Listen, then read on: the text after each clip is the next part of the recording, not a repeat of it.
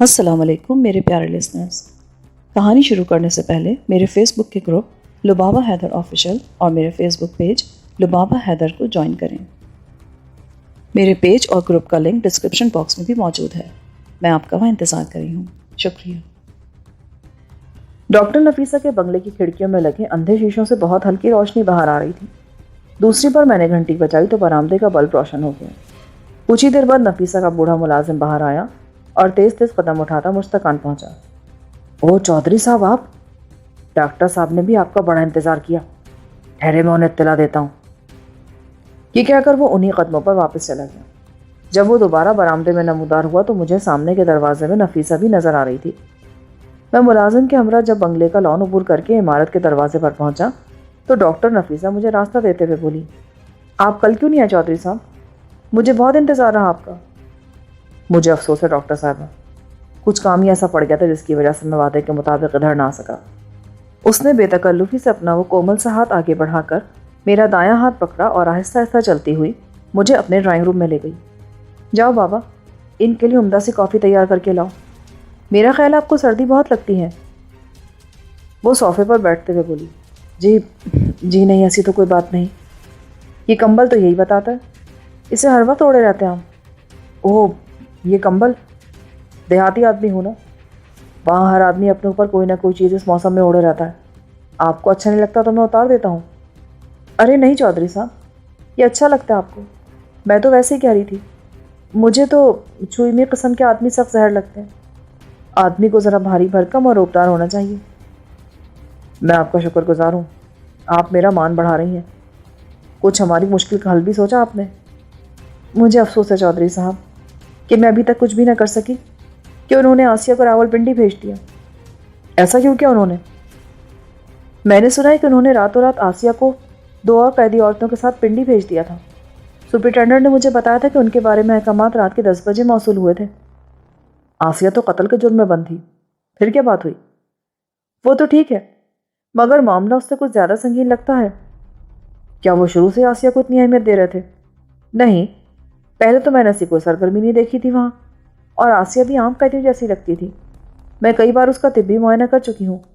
1 مہینہ پہلے اس کے پیٹ میں درد اٹھا تھا تو میں نے اس کو دوا دی تھی. بڑی خوبصورت لڑکی ہے وہ. مجھے تو اس پر رشک آتا تھا, اس پر ترس نہیں آتا تھا. کیوں نہیں؟ وہ بات کرتی تو لگتا جیسے اس کے منہ سے پھول جھڑ رہے ہیں. آپ مل کیوں نہیں لیتے اس سے؟ ملاقات کی اجازت تو ہوگی آپ کو. بس کچھ ایسی بات ہے ڈاکٹر صاحب, کبھی کبھی آدمی کی بدنصیبی اسے کچھ بھی کرنے نہیں دیتی. میں نے اپنے آنسو ضبط کرتے ہوئے کہا. کچھ دیر کی خاموشی کے بعد وہ بولی, وہ رقم لا دوں آپ کو؟ وہ تو میں نے گھر میں ہی سنبھال کے رکھی تھی, اس خیال سے کہ اگر لینے کے دینے پڑ گئے تو میں آپ سے شرمسار نہ ہو. نہیں ڈاکٹر صاحب, میں وہ رقم واپس لینے نہیں آیا. اس کی حیثیت ہے کہ آپ کے خلوص کے سامنے. آپ تو ایسی ہیں کہ ایسی 1000 رقمیں آپ پر قربان کی جا سکتی ہیں. معلوم ہوتا ہے بہت امیر آدمی ہیں آپ, جبھی پیسے کی کوئی پرواہ نہیں ہے آپ کو. وہ 20,000 روپیہ ہے بابا, میری 6 مہینے کی تنخواہ سے بھی دگنا ہوگا. مگر آپ نے جو مجھے عزت بخشی ہے, جس خلوص سے آپ نے مجھے یہاں بٹھایا, جس طرح آپ نے مجھ سے میرے مسئلے پر بات کی, اس کے مقابلے میں تو اس کی کوئی حیثیت نہیں ہے ڈاکٹر صاحب. آپ کو کیا پتہ کہ میرے دل میں آپ کی کتنی عزت ہو گئی ہے. وہ تو ٹھیک ہے چودھری صاحب, مگر جب میں آپ کا کام نہ کر سکی تو اسے کس طرح رکھ سکتی ہیں؟ اس رقم کا ذکر رہنے دیں, مجھے کوفت ہونے لگتی ہے. مجھے یہ بتائیں, راولپنڈی میں ہماری کوئی مدد کر سکتی ہیں؟ وہاں ڈاکٹر علی نواز موجود ہیں, مگر میرا نہیں خیال کہ وہ آپ کے کام آ سکتے ہیں. کوئی لیڈی ڈاکٹر بھی تو ہوگی. ہاں, مگر وہ وہاں جس وقتی کام کرتی ہیں, ڈاکٹر خالدہ, لیکن اس سے بھی میں واقف نہیں ہوں. اور پھر جس دلیری سے آپ نے یہ معاملہ مجھ سے طے کر لیا, کوئی اور ہوتی تو آپ پر کبھی اعتبار نہ کرتی. یہ تو ہماری خوش قسمتی تھی. میں نے بھی کبھی ایسے کام میں ہاتھ نہیں ڈالا, مگر آپ کی حد سے زیادہ بڑی پریشانی دیکھ کر میں نے حامی بھر لی تھی. اب کیا کرنا چاہیے؟ ہم تو بہرحال اس کی رہائی چاہتے ہیں. دیکھیے وہاں پر ایک صاحب ہیں, ریاض گردیزی, ان کا پتہ میں آپ کو لکھ دیتی ہوں, آپ ان سے جا کر ملیں. میرا خیال ہے وہ آپ کی مدد کر سکیں گے. کیا کام کرتے ہیں وہ پولیس افسر ہیں, اور جیل کے حکام سے ان کا ہر وقت واسطہ رہتا ہے. آپ بس میرا نام لیں ان کے سامنے, وہ جو کچھ ہو سکا ضرور کریں گے. یہ کہہ کر اس نے دائیں ہاتھ کی میز پر جہاں پر ٹیلی فون بھی رکھا تھا ایک کاغذ لے کر مجھے ان صاحب کا پتہ لکھ دیا۔ میں نے دل میں کہا وہ تو میری شکل دیکھتے ہی مجھے دھر لے گا، ایسا رگڑا لگائے گا میرے چھکے چھوٹ جائیں گے۔ پھر بھی میں نے نفیسہ پر ظاہر نہ ہونے دیا کہ مجھے اس کی تجویز سے اتفاق نہیں ہے۔ اتنے میں اس کا ملازم کافی لے آیا۔ ڈاکٹر نے اٹھ کر خود میری پیالی میرے سامنے رکھی اور بولی، آپ ٹھہرے ہوئے کہاں ہیں؟ میں کدھر انٹرنیشنل ہوٹل میں ٹھہرا ہوں۔ میں نے سٹ پٹاتے ہوئے فوراً ایک اونچے ہوٹل کا نام لے دیا۔ اس سوال کے لیے میں قطعاً تیار نہیں تھا۔ کیا مزہ آتا ہوگا وہاں؟ وہ میرے سامنے ہی میز کے ساتھ ٹیک لگا کر کھڑی ہو گئی۔ مزہ تو اپنی قسمت پہ نہیں ہے ڈاکٹر صاحب۔ کیوں؟ اتنے بڑے زمیندار ہیں آپ، کس چیز کی کمی ہو سکتی ہے آپ کو؟ وہ تو ٹھیک ہے، مگر یہاں تو ہوٹل میں ہی ٹھہر سکتے ہیں۔ آپ اپنی بیگم کو ساتھ لے آئے ہوتے؟ اجی نہیں، ابھی تو میں اس چکر سے بچا ہوا آپ کی دعا سے۔ اپنے ہاتھ میں شادی کی لکیر ہی نہیں ہے۔ اچھا، دکھائیں تو اپنا ہاتھ۔ میں نے ہاتھ پھیلا دی۔ وہ میری ہتھیلی کو غور سے دیکھتے ہوئے بولی، اوہ کتنا مضبوط ہاتھ ہے آپ کا، اور روپیہ بھی آپ کی قسمت میں بہت ہے۔ اچھا، اور شادی؟ وہ تو ہے ہی، مگر آپ کسی سے وفا نہیں کر سکتے۔ جی نہیں، کوئی آزمائے تو صحیح، کتے سے زیادہ وفادار ثابت ہو سکتے ہم، مگر یہ کتے کی صفت آدمی میں کچھ اچھی نہیں لگتی۔ میں نے جان بوجھ کر اسے انگیخت کیا۔ میرا دل کہتا تھا کہ وہ عورت مجھے آسیہ کی رہائی کے سلسلے میں بڑی مدد دے سکتی ہے، اور اب میں اس نتیجے پر پہنچا تھا کہ وہ جذباتی طور پر مجھ سے وابستہ ہوتی جا رہی ہے۔ میری بات سن کر وہ ہنس دی اور کرسی گھسیٹ کر میرے پاس بیٹھتے ہوئے بولی، آپ کے خیال میں وفاداری کتے کی خصلت ہے؟ جی بالکل، میں تو سمجھتا ہوں تمام خوبصورت عورتوں کو بہت سخی اور فراخ دل ہونا چاہیے، سورج کی طرح انہیں فیاض اور چاندنی کی طرح مہربان ہونا چاہیے۔ کیسی عجیب باتیں کرتے ہیں آپ۔ فرض کریں کہ میں خوبصورت ہوں، فرض کریں، حالانکہ میں ہوں نہیں۔ کیوں نہیں؟ آپ کی خوبصورتی کی تو قسم کھائی جا سکتی ہے۔ بس بنائے نہیں آپ، چلے کافی پیے، ٹھنڈی ہو رہی ہے۔ پیے نا، ابھی تو آدھی پیالی باقی ہے۔ یوں نہیں، اب یوں نہیں پیوں گا۔ پھر کیسے پئیں گے؟ آپ کے ہاتھ سے، ورنہ نہیں۔ ایک شرط پر، آپ کو ہوٹل چھوڑ کر یہاں ٹھہرنا پڑے گا۔ آپ کا ملازم؟ وہ کیا کہے گا؟ وہ میرا وفادار ملازم ہے۔ اور وہ میرے بھائی صاحب؟ انہیں بتا کر آئے ہیں آپ؟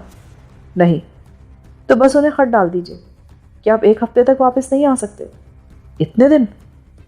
ہاں، اس عرصے میں شاید میں آسیہ کے لیے کوئی بڑی تدبیر سوچ سکوں۔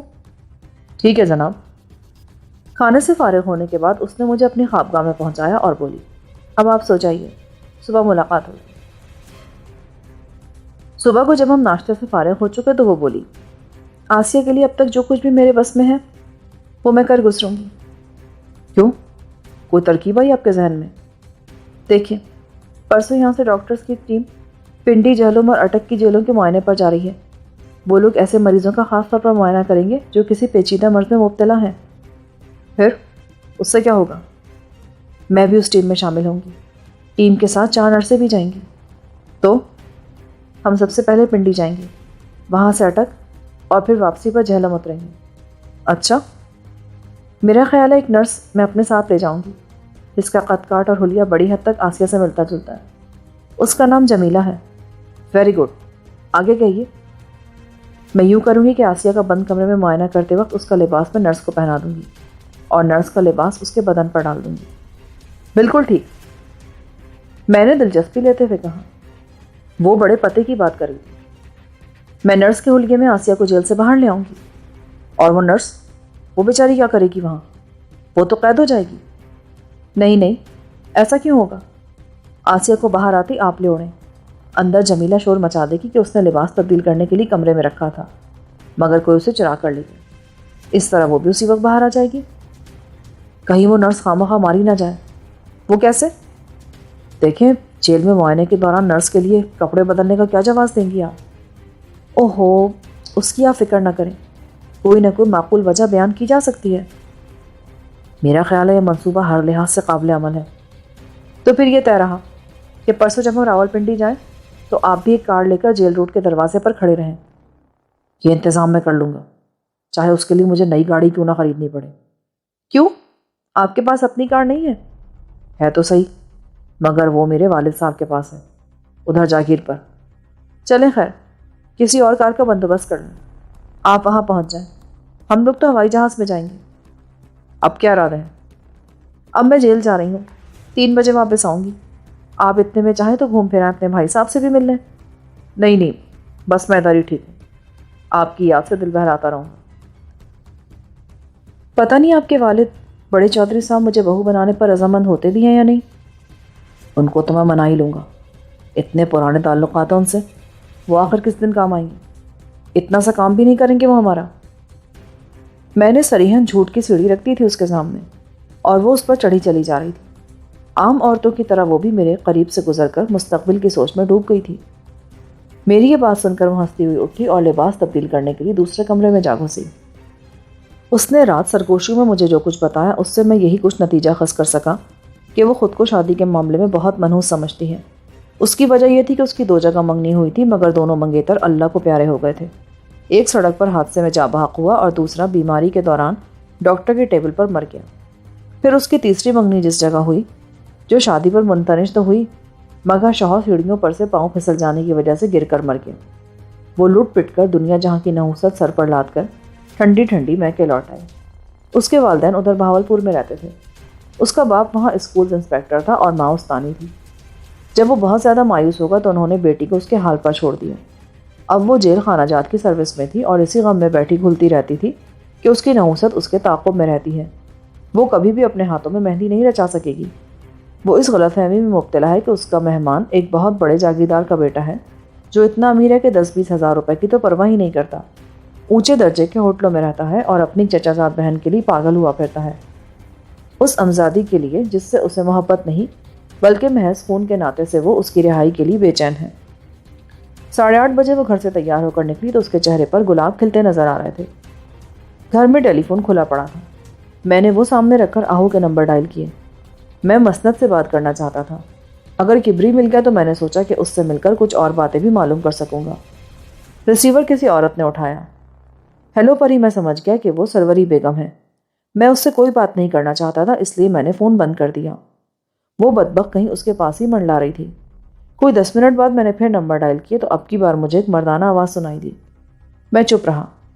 جب اس نے تیسری بار ہیلو کہا تو میں سمجھا کہ وہ کبری ہے۔ کیا حال ہے بچے؟ کوئی بیڑا غرق، استاد جلدی سے ٹائم بتاؤ، جگہ بھی۔ اس نے آواز دبا کر کہا، ادھر کوئی آس پاس تو نہیں ہے؟ ابھی تو نہیں ہے استاد، پر کوئی آ بھی سکتا ہے، جلدی بولو نا۔ ادھر جناب باغ، پچھلا دروازہ، 11 بجے۔ ٹھیک ہے۔ کون ہو بھائی تم؟ یہ رانگ نمبر ہے، ادھر کوئی گیانی صاحب نہیں رہتے۔ یہ کہہ کر اس نے فون بند کر دیا۔ اس وقت دن کے 8:45 بج رہے تھے۔ ابھی بڑا وقت تھا میرے پاس۔ میں نے میز پر رکھی ڈائریکٹری میں شفا باغ کلینک کا نمبر لیا اور کلینک میں فون کیا۔ ریسیور کسی عورت نے اٹھایا۔ وہ بڑے ہی مہذب اور شستہ لہجے میں گفتگو کرتی تھی۔ خاتون، میں ڈاکٹر دھومن سے بات کر سکتا ہوں؟ جی نہیں، وہ تو آج کل یہاں نہیں ہے۔ کہاں ہے؟ آج کل وہ امریکہ میں ہے۔ میں نے سنا تھا کہ وہ سعودی عرب گئے تھے اور اب واپس آ چکے ہیں۔ جی ہاں، وہ جدہ گئے تھے اپنا کلینک کھولنے کے لیے۔ اس کام سے فارغ ہو کر وہ کویت بھی گئے تھے اور دوحہ بھی، مگر آج کل وہ نیو یارک میں ہیں۔ اور ڈاکٹر عالیہ، وہ بھی ان کے ساتھ ہی گئی ہیں۔ یہاں کا سارا کام ڈاکٹر اختر اور ڈاکٹر نصیر چلا رہے ہیں۔ سواد خان اور چیمہ تو ادھر ہی ہوں گے۔ ان سے کیا کام ہے آپ کو؟ وہ بھی مجھے جانتے ہیں۔ میں ڈاکٹر کاظمی بول رہا ہوں کراچی سے۔ کچھ ضروری بات کرنی تھی مجھے ان سے ہی ملوا دیجیے۔ معاف کیجیے گا پلیز، مجھے کہنا تو نہیں چاہیے، مگر وہ دونوں بھی کافی دنوں سے یہاں نہیں آئے۔ میں نے سنا ہے کہ وہ آج کل جیل میں ہے۔ وہ کس خوشی میں؟ ان کا جھگڑا ہو گیا تھا کسی سے۔ پولیس نے انہیں 2 آدمی زخمی کر دینے کے جرم میں سال بھر کے لیے اندر کر دیا ہے۔ اوہ، ویری سیڈ نیوز۔ اور وہ حیدر کہاں ہے آج کل؟ وہ تو جی ڈاکٹر صاحب کی کوٹھی پر ہوتا ہے۔ اس کا نمبر دے سکتی ہیں آپ مجھے؟ وائی ناٹ سر۔ یہ کہہ کر اس خاتون نے مجھے عالیہ کی کوٹھی کا فون نمبر دے دیا۔ ویری نائس آف یو، کتنی سویٹ آواز ہے آپ کی۔ میں آپ کا اس میں گرامی پوچھ سکتا ہوں خاتون؟ وائی ناٹ ڈاکٹر کاظمی، میرا نام عظمیٰ ہے۔ گڈ، عظمیٰ اچھا نام ہے، جیسے برطانیہ عظمیٰ، وہی نا؟ یس ڈاکٹر، وہی عظمیٰ۔ ٹھیک ہے سویٹی، کسی وقت لاہور آیا تو آپ سے ضرور ملوں گا۔ Okay bye. میں نے عالیہ کی کوٹھی کے جب نمبر گھمائے تو کسی نے فوراً ریسیور اٹھا لیا۔ ہیلو، کسی عورت کی بڑی کراری اور تیز ترار آواز تھی۔ میں ڈاکٹر قاسمی بول رہا ہوں، مجھے ڈاکٹر عالیہ سے بات کرنی ہے۔ وہ تو جناب گلینڈ گئی ہوئی ہیں۔ اچھا، تم کون ہو؟ میں تو جی ان کی ملازمہ ہوں، سردارہ نام ہے میرا۔ اچھا سردارہ، دیکھ تو ذرا میری حیدر سے بات کروا دے۔ اچھا جی، ابھی بلاتی ہوں میں شکرے کو۔ یہ کہہ کر وہ ریسیور میز پر رکھ کر ٹک ٹک چلتی باہر نکل گئی۔ پاؤں میں وہ کوئی سخت لکڑی کی ایڑی کا جوتا پہنے تھی۔ کچھ ہی دیر بعد مجھے حیدر کی آواز سنائی دی۔ وہ سردارہ سے دبی زبان میں پوچھ رہا تھا، ہے کون آخر؟ آئے ہائے، کوئی کھا تو نہیں رہے گا تجھے؟ ڈاکٹر کاجمی بات کر رہا ہے۔ حیدر نے اسے ڈانٹا اور پھر ریسیور اٹھا لیا۔ ہیلو، جی بول رہا ہوں ڈاکٹر صاحب، کیا حکم ہے؟ حیدر، وہی نا جو ذرا لنگڑا کر چلتا ہے۔ میں نے آواز بدل کر اس میں اچھا خاصا تنتنا پیدا کرتے ہوئے کہا، ہاں ہاں جی، وہی آپ کا خادم۔ آپ نے نام کیا بتایا اپنا؟ ڈاکٹر کاظمی، میں کراچی سے بول رہا ہوں۔ کیا حال ہے بچے؟ میں نے تمہیں شفا بار کلینک میں دیکھا تھا۔ اچھا ڈاکٹر صاحب، کیا حکم ہے؟ دیکھو، مجھے گردے کی فوری ضرورت ہے، مل سکتا ہے؟ گردے کا سن کر وہ گھبرا گیا۔ مجھے اس بارے میں کوئی علم نہیں جناب۔ کیوں نہیں؟ دھومن کے سارے راز تمہیں معلوم ہوتے ہیں۔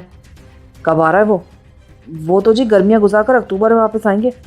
امریکہ میں ہوتا ہے وہ آج کل۔ ٹریننگ پر گئے ہیں؟ پتہ نہیں جی، ایک آدمی آیا تھا میرے پاس کل، اپنا نام جیلانی بتاتا تھا، کہتا تھا کہ اس کا گردہ۔ ابھی میں یہاں تک ہی کہہ پایا تھا کہ ریسیور اس کے ہاتھ سے گر گیا، مگر اسے اس نے جلدی سے اٹھا لیا۔ کہ کیا نام بتایا تھا اس نے؟ غلام جیلانی۔ اس نے کہا تھا کہ اس کا گردہ تم لوگوں نے بیچ کھایا تھا۔ وہ کس کے جسم میں لگایا دھومن نے؟ وہ جھوٹ بولتا ہے بدماش، سور کہیں کا، بکواس کرتا ہے جناب، وہ ہمارے کو بدنام کرتا ہے۔ اس کا پتہ بتائے مجھے۔ میرا خیال ہے وہ آج رات کی فلائٹ سے امریکہ چلا جائے گا۔ مجھے ڈاکٹر دھومن کا پتہ بتاؤ، میں ابھی انہیں فون پر خبردار کیے دیتا ہوں کہ وہ اس خبیث سے ہوشیار رہیں۔ مجھے معلوم ہوتا نا تو میں اسے یہیں پکڑ لیتا۔ ہاں جی بالکل، وہ تو ڈاکو ہے، کئی آدمی کو قتل کر کے جیل سے بھاگ بھی گیا تھا، اس کو تو ضرور پکڑنا چاہیے۔ پھر مجھے ڈاکٹر دھومن کا پتہ بتاؤ۔ ابھی بتا دو جناب، لکھ کے، یہ ادھر میرے سامنے ڈائری پر موجود ہے ان کا پتہ۔ یہ کہہ کر اس نے مجھے ڈاکٹر دھومن کا پتہ لکھوا دیا۔ اچھا، جدے میں ان کے کلینک کا نام کیا ہے؟ البداوی کلینک، بڑی مشہور جگہ پر ہے جی وہ۔ پر ڈاکٹر صاحب آپ کا پتہ کیا ہے؟ میں نے اسے اپنا پتہ کراچی کا لکھوایا۔ اور فون نمبر؟ میں نے فون نمبر بھی بتا دیا۔ وہ بولا، آپ پتہ کریں، اگر وہ ابھی یہیں ہے تو اسے پکڑوا دیں، 50,000 روپے کا انعام مقرر اس کی گرفتاری پر۔ اچھا، پھر تو میں ضرور کوشش کروں گا، تم بالکل فکر مت کرو حیدر۔ یہ کہہ کر میں نے فون رکھ دیا۔ پھر میں نے نفیسہ کے ملازم سے کہہ کر چائے بنوائی اور پھر وقت کاٹنے کے لیے ریڈیو کھول کر بیٹھ گیا۔ 11:15 بجے اپنے نوٹ اور اسٹین گن وہیں چھوڑ کر میں کمبل کی بکل میں باہر نکلا اور ٹیکسی میں بیٹھ کر جناح باغ کی طرف چل دیا۔ ٹیکسی میں نے ریس کورس روڈ پر چھوڑی اور وہاں سے پیدل چلتا ہوا دیوار پھاند کر باغ کے اندر داخل ہوا۔ چور جیسی احتیاط سے چاروں طرف دیکھ بھال کر چلتا ہوا میں ابھی چند ہی قدم آگے بڑھا تھا کہ مجھے ریٹا نظر آئی۔ وہ میری طرف اڑتی چلی آ رہی تھی۔ میرے پاس پہنچ کر وہ ایک دم گھاس پر لیٹ گئی جیسے ٹھوکر کھا کر گری ہو۔ پھر ہانپتی ہوئی بولی، جیلانی، خدا کے لیے بھاگ جاؤ، پولیس تمہیں گھیرے میں لے رہی ہے، نکل جاؤ۔ اس کا سانس بری طرح پھول رہا تھا۔ میں تو سنو کر رہ گیا۔ پولیس کو کیسے پتہ چلا؟ مجھے مسندارہ نے بتایا، فون کے دوسرے سیٹ پر آہو نے تمہاری باتیں سن لی تھی، وہ اسی وقت باہر نکل گیا تھا۔ پولیس کے سپاہی ادھر سفید کپڑوں میں پھر رہے ہیں، تم بھاگ جاؤ۔ یہ کہہ کر وہ الٹ گئی جیسے گرنے کی وجہ سے اسے شدید چوٹ آئی ہو۔ اس کی بات سن کر میں بجلی کسی تیزی سے ریس کورس روڈ کی طرف دوڑا، مگر وقت میرا ساتھ نہیں دے رہا تھا۔ ابھی میں دیوار سے 2 قدم دور ہی تھا کہ میرے کان سنسنا گئے۔ رک جا جیلانی ورنہ گولی مار دوں گا۔ ایک کڑکتی ہوئی آواز میری سماعت سے ٹکرائی۔ بولنے والا مجھ سے زیادہ دور نہیں تھا، مگر ان 2 ثانیوں میں باغ کی دیوار پھلانگ گیا۔ ایک ساتھ کئی گولیاں چلی، کچھ میرے اوپر سے گزری اور کچھ باغ کی دیوار میں لگیں۔ ان سے غلطی یہ ہوئی کہ انہوں نے ریس کورس کی طرف کوئی آدمی کھڑا نہیں کیا تھا، زیادہ زور انہوں نے باغ کے پچھلے گیٹ پر صرف کر دیا تھا۔ میں چند لمحوں تک باغ کی دیوار کو اپنی ڈھال بنائے رہا، مگر یہ میری حماقت تھی۔ 2 آدمی دوسری طرف سے بھاگتے ہوئے دیوار کی طرف آ رہے تھے۔ وہ سفید کپڑوں میں ملبوس پولیس کے سپاہی تھے، بڑے گرانڈیل اور خونخوار۔ ان کو اپنی طرف آتے دیکھ کر میں دیوار کی اوٹ سے نکلا۔ سامنے سے گزرتے ایک ٹرک کے اگلے پائیدان کے حصے پر جا چڑھا۔ ایک ساتھ 2 گولیاں چلی اور مجھے یوں محسوس ہوا جیسے میرے بائیں بازو میں کسی نے نیزہ دے مارا ہو۔ ٹرک کی رفتار کچھ اتنی تیز نہیں تھی اور ڈرائیور کے ساتھ والی سیٹ خالی تھی۔ میں نے دروازہ کھول کر تیزی سے اندر گھس کر ڈرائیور پر پستول تان لیا۔ اسٹیئرنگ مجھے دے دو استاد، ورنہ اچھا نہیں ہوگا۔ ڈرائیور نے گھبرا کر اسٹیئرنگ پر سے ہاتھ اٹھا لیا۔ میں نے بڑھ کر اس کے ساتھ بیٹھتے ہی اسٹیئرنگ خود سنبھالا اور ٹرک کو پہلے گیئر میں ڈال کر گورنر ہاؤس کے سامنے جا پہنچا۔ میں نے ٹرک کو دائیں ہاتھ موڑ کر رفتار تیز کر دی۔ درجہ کتے کے بچے، چھلانگ لگا دے ورنہ جان سے مار دوں گا، میں نے ڈرائیور کو پرے دھکیلتے ہوئے کہا۔ اس نے دروازہ کھولا تو مجھے پیچھے سے پولیس گاڑی کا خوفناک سائرن سنائی دیا۔ اتر، رفتار بہت زیادہ ہے، تو میری ہڈی پسلی توڑوائے گا کیا؟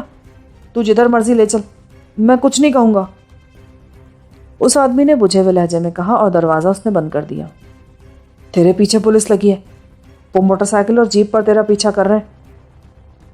ٹرک کی رفتار اتنی تیز تھی کہ سامنے سے آتی ہوئی گاڑیوں میں بیٹھے لوگ خوفزدہ ہو کر بہت پرے ہٹ کر گزر رہے تھے۔ میں مال روڈ کے سارے پرسکون ماحول کو دہلاتا ہوا نہر کے پل پر پہنچ کر دائیں ہاتھ مڑا تو مجھے محسوس ہوا کہ میری رفتار کو زیر و زبر کرتے ہوئے وہ لوگ تیزی سے فاصلہ سمیٹ رہے ہیں۔ ٹرک اب نہر کے کنارے چل رہا تھا۔ میں نے کمبل الگ رکھ دیا۔ اسٹیئرنگ سنبھال بیٹا، میں اتر رہا ہوں، یہ کہہ کر میں نے اس کی سیٹ چھوڑی اور ساتھ کی سیٹ پر بیٹھ کر بائیں ہاتھ کا دروازہ کھول دیا۔ رفتار تیز رکھ ورنہ اچھا نہیں ہوگا، میں نے پستول کی نالی اس کی طرف لہراتے ہوئے کہا۔ میرے بائیں بازو میں آگ لگی تھی۔ اس نے میرے حکم کی تعمیل کی۔ ادھر بائیں ہاتھ رکھ دے سے، پانی کے قریب۔ اس نے ٹرک نہر کے کنارے کے زیادہ قریب کر دیا تو میں نے بایاں دروازہ کھول کر پوری قوت سے آگے کی طرف چھلانگ مار دی۔ گھاس پر گرتے ہی میں نے الٹ کر پانی میں ڈبکی لگا دی۔ میرے پیچھے کئی گولیاں پانی میں سنسناتی ہوئی ٹھنڈی ہو گئی۔ میں نے پانی کے اندر ہی اندر گہرائی میں تیرتے ہوئے کوئی 1.5 منٹ بعد سر اوپر اٹھایا تو معلوم ہوا کہ میں بہاؤ کے ساتھ چلتا ہوا بہت آگے نکل آیا ہوں۔ 1 سیکنڈ کے لیے میں نے اپنے پھیپڑوں میں تازہ ہوا بھری اور پھر گہرائی میں جا کر نہر کے بہاؤ کے ساتھ آگے بڑھنے لگا۔ وہ پانی میرے لیے باعث رحمت ثابت ہوا تھا۔ اگلے 1.5 منٹ بعد میں نے سانس لینے کے لیے سر اوپر اٹھایا تو معلوم ہوا کہ میں نہر کا دوسرا پل بھی عبور کر آیا ہوں۔ ان دونوں پلوں کے نیچے پانی کا بہاؤ متوازن ہے اور کہیں کوئی گھاٹ نہیں ہے۔ اپنا سانس درست کر کے میں نے پھر ڈبکی لگائی اور گہرائی میں پہنچ کر آگے بڑھنے لگا۔ میں 10 منٹ تک اسی طرح نہر کے اندر ہی اندر تیرتا رہا اور جب مجھے اطمینان ہوگا کہ میں بہت دور نکل آیا ہوں تو میں نے کنارے کے قریب جا کر پانی سے سر باہر نکالا۔ معلوم یہ ہوا کہ میں یونیورسٹی کیمپس کو بھی بہت پیچھے چھوڑ آیا ہوں اور اب دور دور تک مجھے پولیس کا کوئی نشان نظر نہیں آ رہا۔ ہر طرف سے اطمینان کر لینے کے بعد میں نہر سے باہر نکلا اور اپنے کپڑے نچوڑتا ہوا سامنے کی ایک تنگ سی سڑک پر نکلا۔ دائیں بائیں پھیلے چھوٹے چھوٹے خوبصورت بنگلوں اور کوٹھیوں کے درمیان سے گزر کر وہ سڑک کھیتوں میں ختم ہو جاتی تھی۔ میرا زخمی بازو مجھے پھر نڈھال کرنے لگا۔ گولی کچھ زیادہ ہی کام دکھا گئی تھی اور کسی قسم کی طبی امداد کا وہاں سوال ہی پیدا نہیں ہوتا تھا۔ اچانک مجھے کوٹھی کے دروازے میں سے ایک کار نکلتی نظر آئی۔ کوئی باوردی ڈرائیور اسے چلا رہا تھا۔ نمبر پلیٹ سے معلوم ہوتا تھا کہ وہ زرعی کارپوریشن والوں کار ہے۔ میں سر جھکا یہ تاثر دیتا ہوا کہ میں نے اسے دیکھا ہی نہیں، لڑکھڑاتا ہوا آگے بڑھتا رہا۔ کار کی رفتار مدھم تھی۔ ڈرائیور نے بالکل میرے قریب پہنچ کر زور سے ہارن دے کر بریک لگائے تو میں یوں چونکا جیسے مجھے کسی بات کا ہوش نہیں ہے۔ جب میں گاڑی کے بائیں ہاتھ کے دروازے کے سامنے پہنچا تو ڈرائیور مجھے گندی گالی دیتے ہوئے بولا، وہ مرنا ہے تو کچلا کیوں نہیں کھا لیتا، کتے کا بچہ۔ بڑی گندی زبان تھی اس کی۔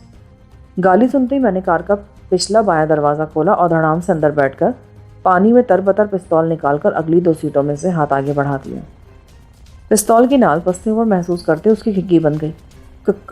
مجھے معاف کر دو باجی، غلطی ہو گئی مجھ سے۔ کوئی بات نہیں، ایسی غلطیاں تو بھارت لوگ کرتے رہتے ہیں۔ چل ادھر، مجھے کسی اسپتال لے چل، میں زخمی ہو گیا ہوں۔ یہ کہہ کر میں نے اس نئی نویلی گاڑی کے سارے پچھلے پردے برابر کر کے کھینچ دیے۔ اب کوئی باہر سے مجھے نہیں دیکھ سکتا تھا۔ دیکھ، کوئی چالاکی مت دکھانا میرے بیٹے، سمجھتا ہے نا؟ یہ کہہ کر میں نے پستول کی نال اس کی پسلی میں ذرا اور گہری دھسا دی۔ اس کا رنگ فق ہو گیا۔ اس کی حالت یہ تھی کہ اسے اسٹیئرنگ نہیں سنبھل رہا تھا۔ یونیورسٹی کیمپس میں سے گزرتے ہوئے ایک قدرے تنہا مقام پر میں نے اسے کار روک دینے کو کہا۔ اس نے بریک لگا کر کار روکی تو میں نے پستول کی نال پھر اس کی پسلی میں دھسائی۔ اب یہاں اتر جا، یہ ڈرائیونگ تیرے بس کی بات نہیں ہے، چل اتر، چمڑک کی اولاد۔ میری بات سن کر وہ لرزتا ہوا اٹھا اور کار کا دروازہ کھول کر باہر لڑک گیا۔ میں نے پیچھے سے ہی آگے کی سیٹ پر اپنے قدم رکھ دیے۔ میں نے جب مڑ کر دیکھا تو وہ زمین پر سے اٹھ کر سر پٹ بھاگ رہا تھا۔ یہ اچھی بات تھی، وہ سالہ کسی کو مدد کے لیے ڈھونڈ رہا تھا، مگر وہاں دور دور تک کوئی نظر نہیں آ رہا تھا۔ میں نے کار اسٹارٹ کی اور دائیں ہاتھ پڑی اس کی سرکاری ٹوپی سر پر رکھ لی۔ اب میں اس کار کا غیر جریدی ڈرائیور بن چکا تھا۔ کار بھگاتا ہوا میں اسی وقت نفیسہ کے بنگلے پر جا پہنچا۔ ملازم نے دروازہ کھولا تو میں نے کار اندر لے جا کر گیراج میں بند کی اور باہر سے شٹر نیچے گرا دیا۔ میرا حلیہ دیکھ کر ملازم گھبرا گیا۔ یہ کیا ہوا چودھری صاحب؟ آپ تو زخمی دکھائی دیتے ہیں۔ بابا، کسی دشمن نے مجھ پر گولی چلا دی ہے۔ ہم زمینداروں کے ساتھ یہی تو مصیبت ہے۔ ذرا ڈاکٹر صاحب کو نمبر تو ملاؤ۔ یہ کہہ کر میں نے کمرے میں پہنچ کر اپنے بھیگے ہوئے کپڑے اتار کر چادر باندھی اور بنیان کے بغیر ہی بیٹھ گیا۔ بابا نے فون پر جیل کے نمبر گھما کر ریسیور میرے ہاتھ میں تھمایا اور خود باہر نکل گیا۔ ڈاکٹر نفیسہ سے بات کروا دیں۔ کچھ ہی دیر بعد مجھے نفیسہ کی آواز سنائی دی۔ کون؟